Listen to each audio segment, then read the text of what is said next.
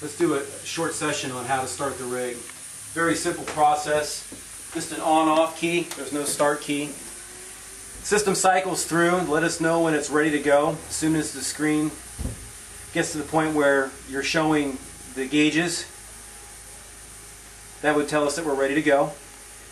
Go ahead and hit the control panel. What it's doing now is it's cycling the glow plugs and getting the system ready to engage.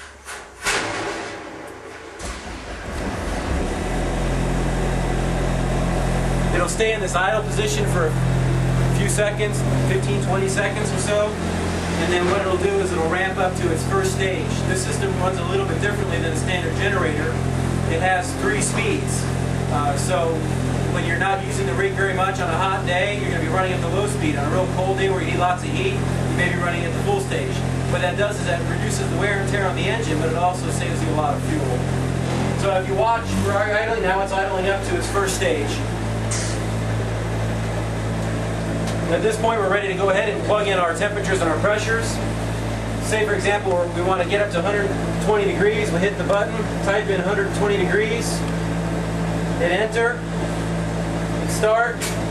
What will happen now is that the compressor oil and the engine fluid will be running through our heat exchanger to start heating up the material.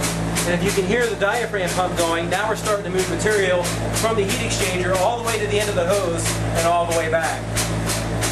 And what will happen here is our ambient temperature right now inside the rig is about 82 degrees. We have it set for 120.